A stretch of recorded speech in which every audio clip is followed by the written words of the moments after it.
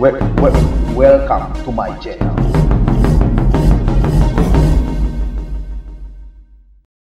Sebagai ibu kota Provinsi Nusa Tenggara Timur, Kota Kupang adalah wilayah dengan tingkat kesibukan paling tinggi dibanding dengan wilayah lain di Nusa Tenggara Timur.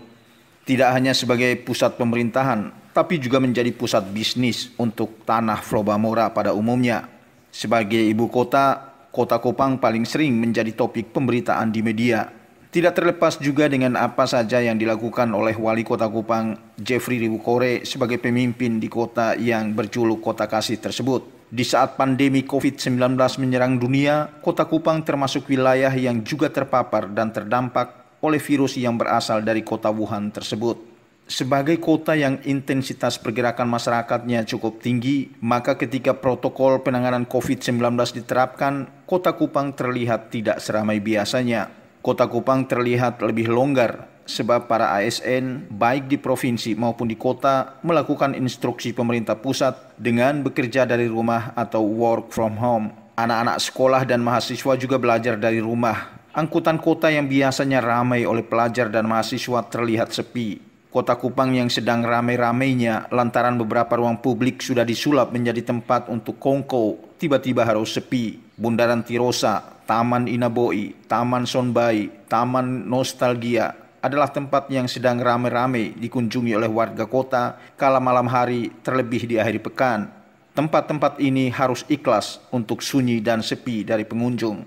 Lalu di saat pandemi sekarang, apa saja yang dilakukan oleh Wali Kota Kupang, Jeffrey Ribukore? Orang nomor 1 di Kota Kupang tersebut tidak berdiam diri. Dia terus melakukan aktivitas seperti biasa. Ya, memimpin pemerintahan di saat pandemi COVID-19 sekaligus memastikan warganya terlayani dengan baik, tentu dengan doa supaya tidak banyak warga yang terpapar oleh virus yang menjadi momok bagi dunia tersebut.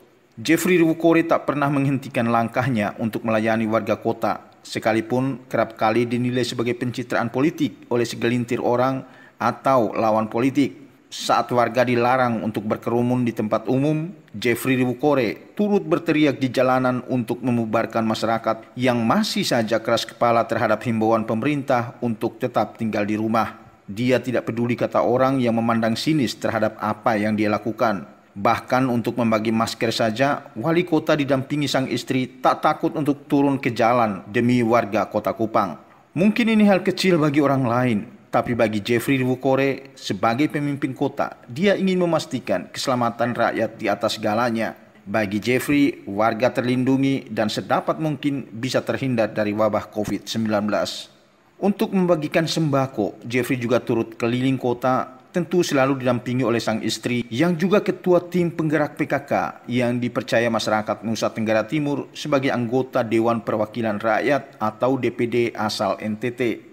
Banyak orang yang menilai bahwa pergerakan wali kota yang akrab disapa Jericho ini berbau politik.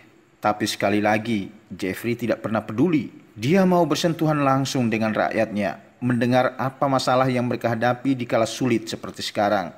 Nyatanya, banyak yang tidak terdata untuk mendapatkan bantuan sehingga pemerintah kota harus membuat website khusus untuk urusan bantuan sosial atau bansos. Ini dilakukan karena keluhan masyarakat yang disampaikan secara langsung kepada Jeffrey Ribukore sebagai wali kota dan dia mengeksekusi itu lewat kebijakan-kebijakan. Satu yang selalu dilakukan oleh Wali Kota Kupang Jeffrey Ribukore adalah dia tidak pernah tersinggung dengan kritik tajam orang dan dia selalu berusaha untuk mencari solusi terbaik bagi warga kota.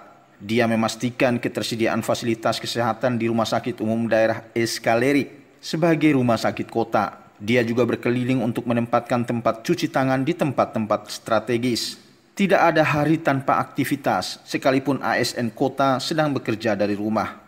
Saat ada pasien COVID-19 yang meninggal di Kota Kupang, Jeffrey Ribukore memimpin langsung gugus tugas untuk melakukan penyemprotan disinfektan di rumah almarhum.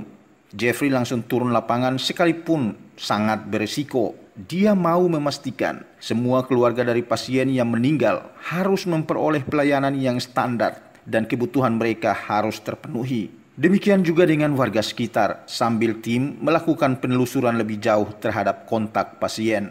Di beberapa kejadian, Wali Kota Kupang Jeffrey Riwukore mendengar atau membaca lewat media bahwa warganya ada yang mengalami kesulitan. Jericho sudah langsung bertandang ke sana.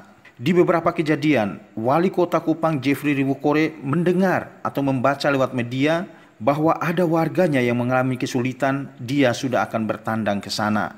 Sebut saja saat dia membaca tentang kisah Oma Siti Abdullah, janda lansia di Kelurahan Penfui yang tinggal di rumah sangat tak layak huni. Jericho langsung ke sana.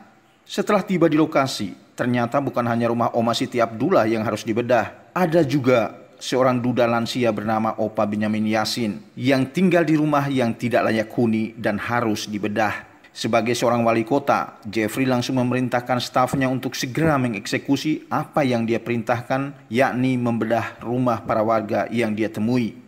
Begitu juga saat dia dengar kisah seorang janda lansia bersama Oma Ane Jara di Kelurahan Fontaine yang sakit dan tidur di rumah yang tidak layak huni. Jericho bersama sang istri juga menyambangi secara langsung untuk memberi bantuan.